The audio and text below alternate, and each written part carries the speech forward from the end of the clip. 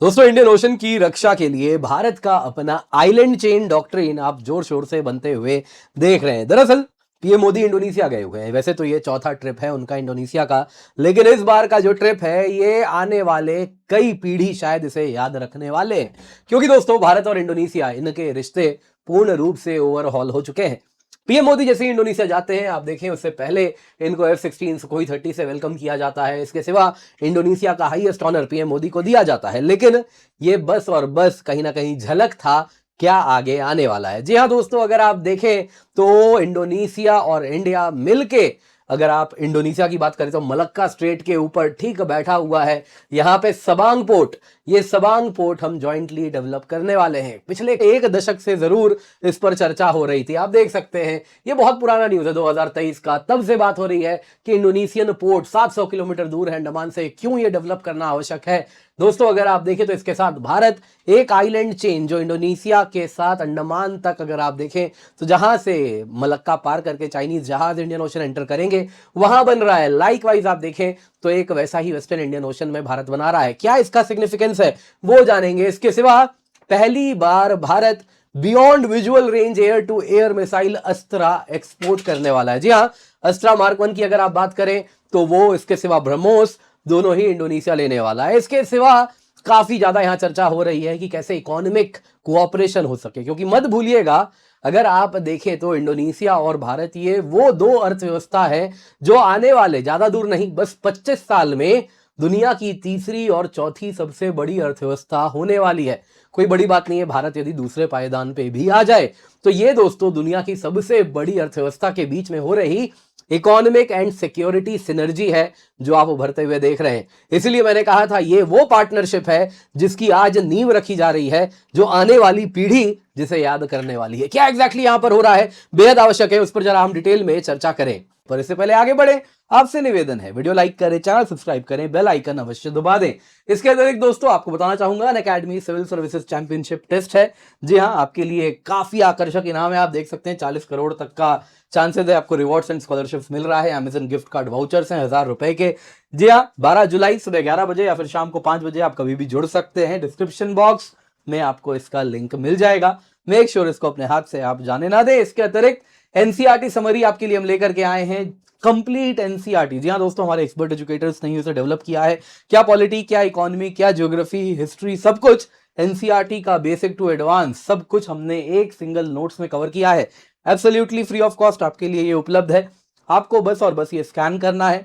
जैसे ही आप स्कैन करेंगे एक लिंक खुलेगा, उसके द्वारा इसे डाउनलोड अवश्य कर लें। तो सबसे पहले दोस्तों पीएम मोदी के इंडोनेशिया विजिट के बारे में चर्चा कर लेते हैं। तो पीएम मोदी जकार्ता जा रहे हैं और अगर आप देखें तो इसके साथ जो भारत और इंडोनेशिया के बीच में कॉम्प्रिहेंसिव स्ट्रेटेजिक पार्टनरशिप है जो 2018 में साइन हुआ था वो और ज्यादा गहरा हो चुका है। दोस्तों अगर आप देखें तो वैसे ये पीएम मोदी का चौथा ट्रिप है इंडोनेशिया का, लेकिन पहला डेडिकेटेड बाइलैटरल विजिट है और इसमें कॉन्क्रीट आउटकम्स आपको डिफेंस में, मैरीटाइम इंफ्रास्ट्रक्चर में, क्रिटिकल मिनरल्स में, टेक्नोलॉजी में, कल्चरल टाइज में, ये सब आपको देखने मिल रहे हैं। अगर आप देखें तो इसके साथ जो हमारा जॉइंट विजन है कि Indo Pacific free and open रहे। दोस्तों याद रखिएगा ये free and open Indo Pacific कोई अमेरिकन कंस्ट्रक्ट नहीं है। ये वहां के जो पावर्स हैं, इंडिया हो गया, इंडोनेशिया हो गया, ये हम चाहते हैं। जिसमें अगर आप देखें तो इंडिया की जो एक्ट ईस्ट पॉलिसी है, जो हमारा security and growth for all in the region SAGAR policy है, जो कि अब महासागर विजन का रूप ले चुका है, उसमें अगर आप देखें तो हम रीजनल सिक्योरिटी और ग्रोथ दोनों को एक साथ देखते हैं। दोस्तों यहाँ पे भारत और इंडोनेशिया ये वो देश हैं जो सबसे बड़ी अर्थव्यवस्था दुनिया की होने वाली है। अगर यहाँ पे आप देख सकते हैं दोस्तों ये कुछ इस प्रकार से 2016-2050 का ग्राफ है और अगर आप 2050 की बात करें तो ये Pricewaterhouse Coopers PwC का एनालिसिस है, जिसके अनुसार नंबर 1 पे चाइना होगा सबसे बड़ी अर्थव्यवस्था 2050 में। इंडिया अगर आप देखें तो नंबर 3 पे होगा, यूएस नंबर 2 होगा और इसके साथ अगर आप देखें तो 2016 में नंबर 4 अगर आप देखें तो वो कुछ जापान है। यहाँ पे दोस्तों परचेजिंग पावर पैरिटी टर्म्स में बात हो रही है क्योंकि आप इकोनॉमी कंपेयर कर रहे हैं, तो ये परचेजिंग पावर पैरिटी टर्म्स में आ जाएगा 2050 में इंडोनेशिया और नंबर 2 पे हो जाएगा भारत। इसके साथ अगर आप देखें तो क्लियरली दिख रहा है ये वो पार्टनरशिप है जो अब ज्यादा दूर नहीं है। देखिए 2050 यानी आप बस 24 साल और की बात कर रहे हैं, तो 24 सालों बाद चीजें बहुत ज्यादा बदल जाएंगी। तो ये मोस्ट सिग्निफिकेंट कहीं ना कहीं एक अगर आप देखें तो हमारी नीति होने वाली है जो आने वाले 2.5 से 3 दशक को कहीं ना कहीं डिफाइन करने वाली है। सबसे इंपॉर्टेंट है इसमें ब्रह्मोस डील साइन कर लिया गया है इंडिया और इंडोनेशिया के बीच में है कि एक कोस्टल बैटरी सप्लाई किया जाएगा इंडोनेशिया को। स्टार्टिंग में 1 बैटरी है, ओवर टाइम ये 3 हो जाएगा। इसके सिवा अगर आप देखें तो जो इंडोनेशिया का वास्ट आर्किपेलागो है, मत भूलिएगा इंडोनेशिया अगर आप देखें तो बहुत बड़ा इनका आइलैंड्स दूर दूर तक फैला हुआ है, दुनिया में सबसे बड़ा ईजेड में से एक है, तो उसकी सुरक्षा करना बड़ा कठिन है। और उसकी सुरक्षा करना है तो आपको बड़ी सी नेवी चाहिए, लेकिन आज का इंडोनेशिया वो बड़ी लार्ज नेवी अफोर्ड नहीं कर सकता। लेकिन यहां पे ब्रह्मोस अगर आप देखें तो बहुत ज्यादा चीजों को बदल देता है। आप देख सकते हैं जो इंपॉर्टेंट चोक पॉइंट्स हैं, यहां पे आप देख सकते हैं मलक्का है, यहां पे सुंडा है, यहां पे लोम्बोक स्ट्रेट है, ये सब स्ट्रेट्स अगर आप देखें तो इंडोनेशिया की देखरेख में है। और यहां पे यदि आपके पास ब्रह्मोस है तो आप इतने बड़े से एरिया में anti access area denial capabilities आपको मिलती है, जिसके साथ आप Chinese sea lanes of communication को रोक सकते हैं बिना बड़ी नेवी रखे। ये आप बस और बस ब्रह्मोस के द्वारा कर सकते हैं। चाइना के लिए दोस्तों कंसर्न्स बढ़ रहे हैं क्योंकि इसका जो सी लेन्स ऑफ कम्युनिकेशन है उसको जब चाहे तब इंडोनेशिया ब्रह्मोस के द्वारा ऑब्स्ट्रक्ट कर सकता है। चाइना इसे डेफिनेटली कहेगा कि ये तो इनसर्कलमेंट हो रहा है ना, फ्रीडम ऑफ एक्शन कंस्ट्रेन किया जा रहा है, उसका चोक पॉइंट्स को कहीं ना कहीं मिलिटराइज किया जा रहा है। तो ये सारी बातें होंगी क्योंकि चाइना इसको केवल इंडोनेशिया ब्रह्मोस ले रहा है वैसे नहीं देखने वाला, बल्कि अगर आप देखें तो end of the day India और इंडोनेशिया मिल के ज्वाइंटली काम कर रहे हैं। इंडिया के एसेट्स ऑलरेडी यहां पे तैनात है, उसके साथ पढ़ के दोनों को एक साथ देखा जाएगा। मत भूलिएगा जहां तक बात है इंडोनेशिया की, यहां पे उसका ये नाटूना आइलैंड है जो कि चाइना क्लेम करता है। तो ऑलरेडी जो करंट प्रेसिडेंट है इंडोनेशिया के, उन्होंने कह भी दिया है कि किसी भी हाल में नाटूना की रक्षा करना उनकी जिम्मेदारी और वो हर हालत में उसकी रक्षा करेंगे। दोस्तों यहां पे अगर आप देखें तो इसके साथ कहीं ना कहीं ये पूरा का पूरा गेम चेंजर होने वाला है। चाइना अगर बांग्लादेश में कुछ करता है तो उसका जवाब अगर आप देखें तो बाकी जगह पे दिया जा रहा है कुछ इस प्रकार से, जो आप देख सकते हैं। दोस्तों वहीं अगर आप दूसरी तरफ देखें तो और एक बहुत बड़ा गेम चेंजर है अस्त्रा बीवी रैम यानी beyond visual range air to air missile. आप देख सकते हैं सुखोई 30 MKI है, इससे कुछ इस प्रकार से ये अस्त्रा मिसाइल फायर किया गया है। अगर आप देखें दोस्तों इसको डीआरडीओ ने डेवलप किया है, इसमें एक्टिव रडार सीकर है, सिंगल शॉट किल प्रोबेबिलिटी बहुत ज्यादा है, स्ट्रॉन्ग परफॉर्मेंस हमने ऑलरेडी ऑपरेशन सिंदूर में देखा है। रिसेंटली दोस्तों जो मार्क 1 अपग्रेड आया है उसमें अगर आप देखें तो उसको फर्दर चेंजेस भी किए गए पोस्ट ऑपरेशन सिंदूर। मार्क 2 भी अगर आप देखें तो 240 किलोमीटर का रेंज का है, जो कि चाइनीज PL-15 को कहीं ना कहीं रेंज के मामले में भी मात देगा, क्वालिटी वाइज ऑब्वियसली बेहतर है ही। दोस्तों आप देख सकते हैं अस्त्रा मार्क 1 110 से 160 किलोमीटर का रेंज है, मार्क 2 में 200 से 240 किलोमीटर है, जो अस्त्रा मार्क 3 है गांडीव उसमें 350 किलोमीटर से अधिक का रेंज है। यहां पे आप देख सकते हैं प्रोपल्शन में मार्क 1 में सिंगल पल्स सॉलिड रॉकेट है, मार्क 2 में डुअल पल्स सॉलिड रॉकेट है, मार्क 3 में totally different solid fuel ducted ramjet use किया जाता है। ये सभी के सभी सुखोई 30 MKI के द्वारा फायर किए जाए जा सकते हैं।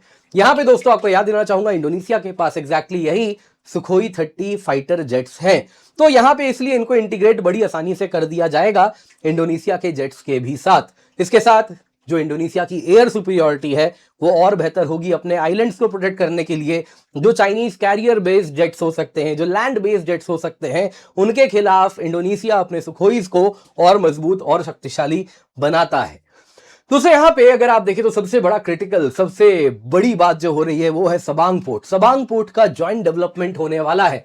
यहां पे दोस्तों अगर आप देखें तो कुछ इस प्रकार से ये आप देख रहे हैं अंडमान आइलैंड, यहां पे निकोबार, और ठीक यहां पे आप अगर देख रहे हैं इंडोनेशिया में यहां पे दोस्तों एक छोटा सा आइलैंड है, बिल्कुल छोटा सा आइलैंड है, उसी का नाम है सबांग। वहीं पे दोस्तों है अगर आप देखें तो सबांग आइलैंड, और वहीं पर बन रहा है Sabang port.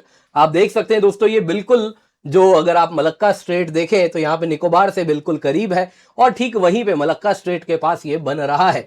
In total 500 kilometre की इसकी दूरी है यदि आप मलक्का स्ट्रेट के माउथ से इसकी डिस्टेंस नापें, और अगर आप बाकी हिस्सा देखें अंडमान निकोबार वगैरह से तो अंडमान से 700 किलोमीटर दूर है, ग्रेटर निकोबार से बेहद करीब है। इसके साथ दोस्तों यहां पे अगर आप देखें तो डीप नेचुरल वाटर्स है सबांग में, और इसके साथ 40 मीटर की गहराई का मतलब है कि अगर आप कमर्शियल पॉइंट ऑफ व्यू से देखें तो लार्ज वेसल्स यहां पर लग सकते हैं, इसके सिवा सबमरीन्स भी लग सकते हैं। और यही कारण है जिस वजह से भारत इस पे इतना इंटरेस्टेड हमेशा से रहा है, पिछले कई सालों से इस पर चर्चा हो रही थी, जो कि फाइनली बताया जा रहा है इंडिया इंडोनेशिया ने आगे इसको बढ़ा दिया है। Maritime surveillance and power projection की अगर आप बात करें तो इसके साथ अगर आप देखें तो एक फॉरवर्ड नोड इंडियन नेवी को मिलेगा, जिसके द्वारा वो PLA नेवी यानी चाइनीज नेवी को मॉनिटर कर पाएंगे। इसके सिवा अगर आप देखें तो हम इंडियन ओशन को कहीं ना कहीं इससे पहले चाइनीज नेवी पैसिफिक से इंडियन ओशन एंटर करे, उसके पहले ही सबांग से ही उनपे पैनी निगरानी रखी जाएगी। तो हमारे लिए बेहद इंपॉर्टेंट ये होने वाला है। इसके सिवा दोस्तों अगर आप देखें तो चोक पॉइंट लेवरेज भी होगा, जिसके अंतर्गत अगर आप देखें तो हम चाइनीज एनर्जी ट्रेड फ्लो को भी कुछ इस प्रकार से ड्यूरिंग कंटीजेंसी वॉर हो गया, कुछ हो गया, तो हम चाइना को ब्लॉक कर सकते हैं, ठीक वैसे ही जैसे ईरान ने दुनिया को किया था। दोस्तों वैसे ही अगर आप देखें तो अंडमान निकोबार के साथ ये सब कुछ सिनर्जी के रूप में देखिए, ऑलरेडी अगर आप देखें तो ज्वाइंट एक्सरसाइजेस हो ही रहे हैं। तो अब अंडमान निकोबार, ग्रेटर निकोबार यहां बन रहा है और यहां पे सबांग बनाएंगे हम ज्वाइंटली। तो यहां से कंटिन्यूअस एक तरीके से आप देखें तो joint exercises, logistics, domain awareness, continuous पैनी नजर रखी जाएगी। तो ऑलरेडी हमारा एसे अंडमान कनेक्टिविटी विजन है। बेसिकली अगर आप देखें तो ये जो एसे प्रोविंस है यहां पे और ये अंडमान है, तो हम इसको एक साथ देखते हैं कि एक साथ इकोनॉमिक प्रॉस्पेरिटी इंडोनेशिया के एसे प्रोविंस से लेके अंडमान तक आपस में ही कनेक्टेड है। दोस्तों चाइनीज अगर आप देखें तो वो जान रहे हैं ऑलरेडी यहां पे कंबोडिया, यहां पे फिनोम पे है और यहां पे इनका रीम नेवल बेस है, जिसको वो जोर शोर से बड़ा भी बना रहे हैं। लेकिन मत भूलिए फिनोम पे अगर आप देखें तो कुछ यहां पे है, गल्फ ऑफ थाईलैंड में है, और हम जो कर रहे हैं वो यहां पर कर रहे हैं, तो काफी दूर है डायरेक्ट नेवल पावर के लिए, काफी समस्या है, चोक पॉइंट्स होके ही उनको भी आना है। तो यहां पे एयर एसेट्स का इस्तेमाल किया जाएगा प्राइमरीली, जिसके द्वारा वो कहीं ना कहीं कल को कंटीजेंसी में इस्तेमाल भी करेंगे। तो इसीलिए अगर आप देखें तो अस्त्रा भी यहाँ पे बहुत बड़ा गेम चेंजर होने वाला है। ब्रह्मोस की बात करें तो बहुत सारी बातें उसमें बताई नहीं जा रही, तो हो सकता है ब्रह्मोस एयर वाला भी प्रोवाइड किया जाए तो उसी रीम के लिए, क्योंकि मत भूलिए उनके पास सुखोईज है, तो वो सुखोईज में ब्रह्मोस एयर इंटीग्रेट बड़ी आसानी से हो जाता है। दोस्तों यहाँ पे भारत जो कर रहा है आप अगर देखें तो कुछ ऐसा ही है। चाइना के खिलाफ यूएस का first island chain, second island chain आप सभी अवगत हैं ही, जिसके अंतर्गत अगर आप देखें तो कुछ इस प्रकार से यूएस का नेवल बेसेस है, Japan, south Korea, Taiwan, Philippines, Malaysia, Singapore तक कुछ इस प्रकार first island chain. Second island chain वैसे ही आप देखें, वैसे ही ऑस्ट्रेलिया, न्यूजीलैंड तक थर्ड आइलैंड चेन, जिसके द्वारा वो कंटिन्यूअसली चाइना को बॉक्स करके रखा गया है। कुछ वैसा ही इंडियन ओशन में हम भी बिल्ड कर रहे हैं।